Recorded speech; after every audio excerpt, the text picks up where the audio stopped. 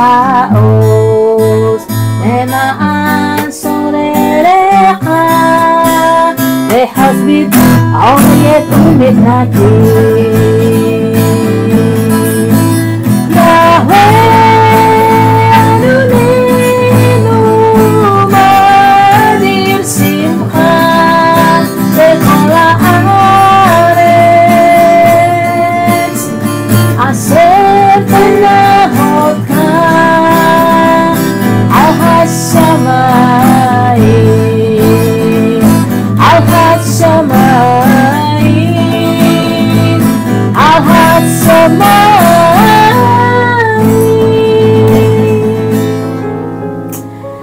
Shalom Aleichem.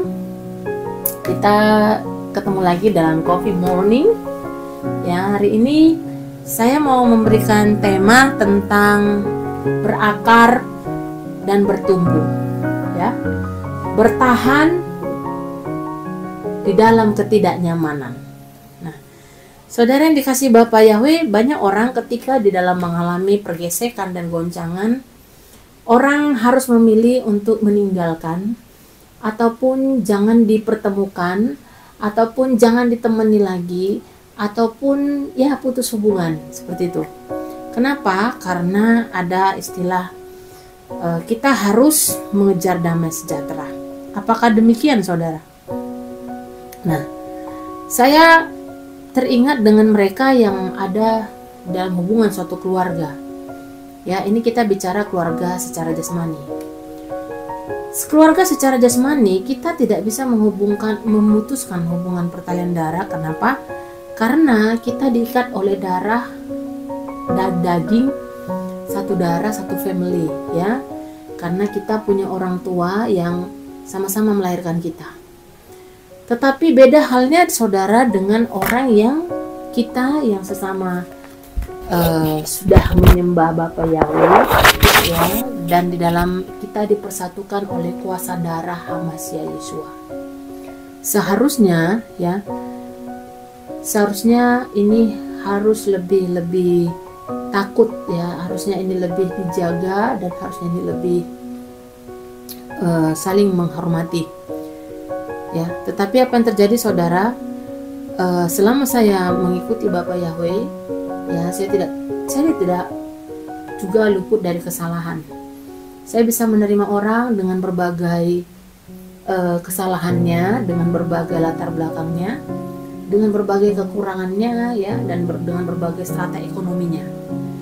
Tetapi ketika saya di dalam berbuat kesalahan, maka orang tidak bisa menerima. Oh, kamu kan gembala, kamu harusnya bukan seperti itu lagi. Nah, saya biasanya langsung seperti itu.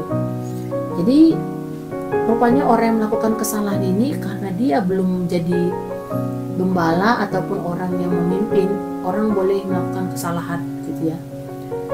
Seharusnya, saudara, kita sebagai anak-anak Bapa Yahweh, kita bisa saling menerima dan saling mengampuni. Kenapa? Karena kita diikat oleh kuasa darah Adonai Yeshua Mashiach.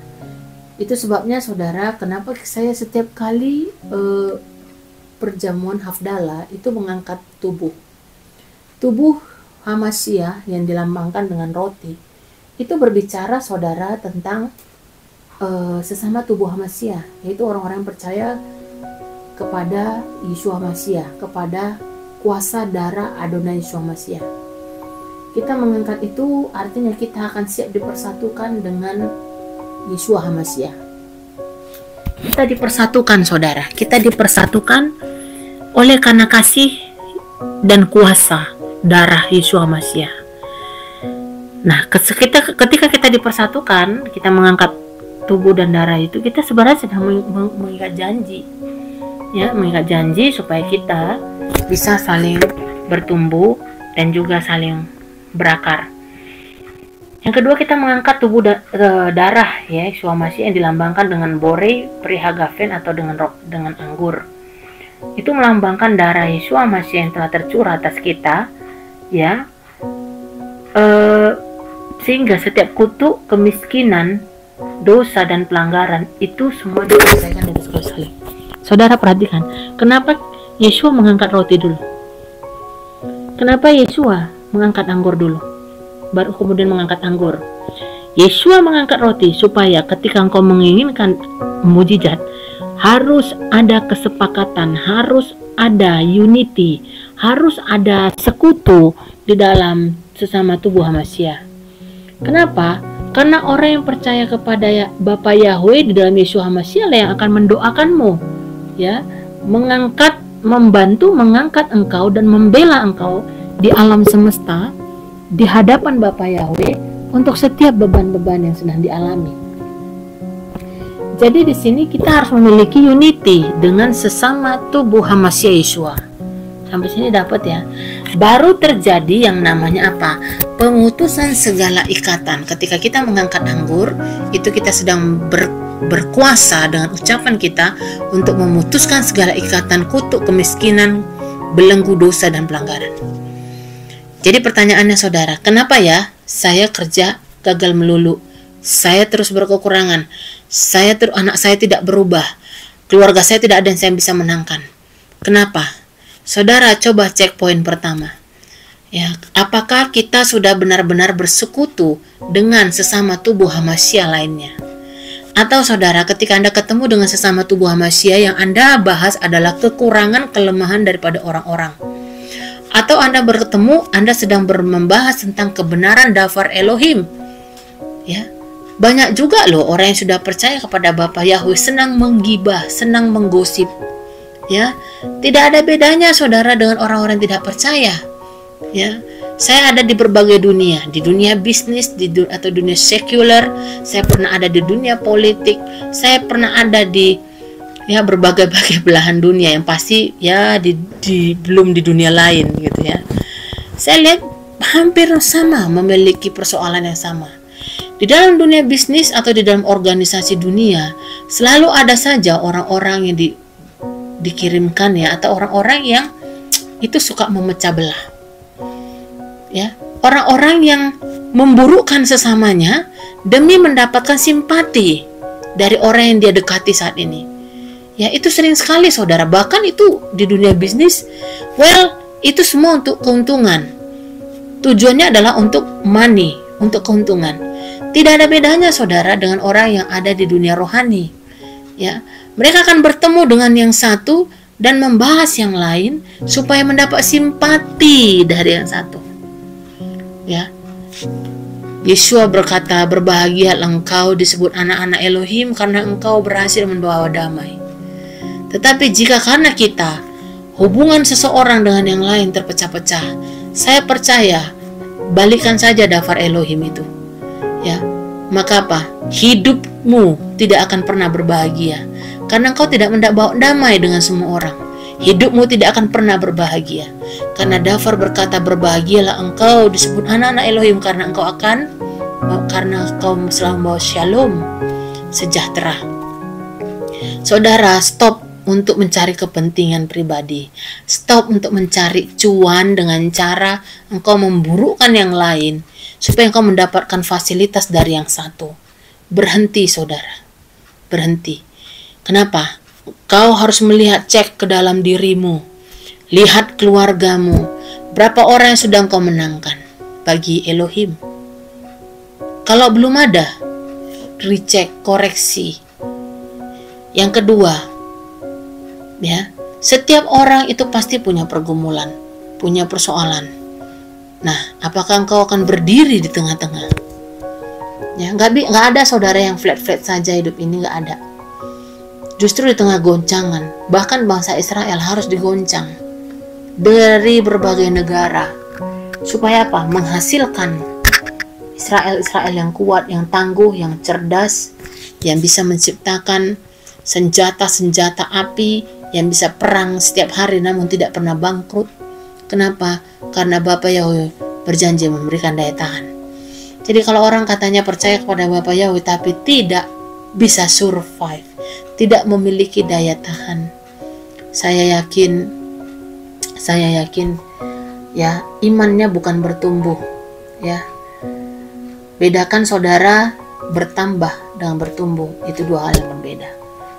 Dafar Elohim berkata, jadilah kita berakar ya.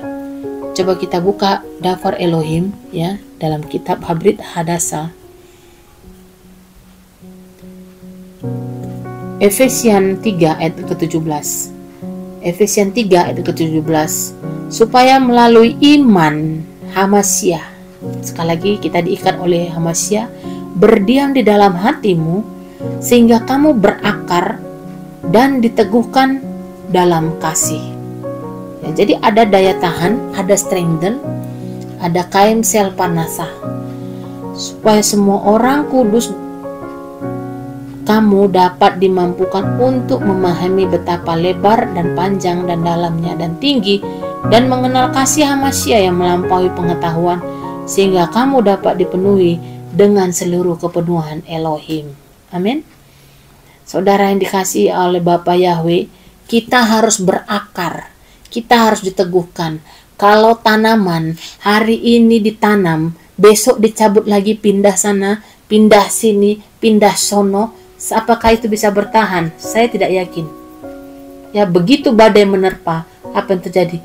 Adanya kau Bapa Yahweh, adanya kau Tuhan. Begitu badai menerpa, apa yang terjadi? Kita akan mudah menjadi pengkhianat. Kita akan mudah menjadi seorang Yudas Iskariot. Kemudian ya, firman Tuhan berkata, diteguhkan di dalam kasih. Saudara, orang yang mengasihi ya, orang yang mengasihi itu akan menutupi banyak pelanggaran. Ya. Kasih itu menutupi banyak pelanggaran. Tetapi kalau engkau mengumbar-ngumbar ya, kekurangan demi kekurangan orang lain, ya, engkau ketemu dengan yang satu tetap ada aja yang pembahasan yang kurangnya Anda bahas. Engkau ketemu yang satu ada apa? Tetap ini kurang nih, ini nyanyinya kurang bagus. Oh, ini hadiratnya kurang. Ya, oh kenapa ya? Ini jam doanya ini pasti kurang nih. Kerja Anda sebagai seorang kritikus terus-menerus. Ya. Maka apa yang terjadi? Maka kita kekurangan kasih, ya.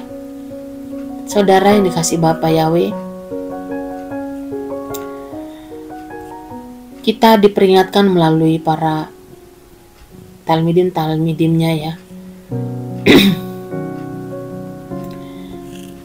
bahwa kalau seseorang itu tidak mengasihi berarti dia tidak kenal Elohim yang ada kasih.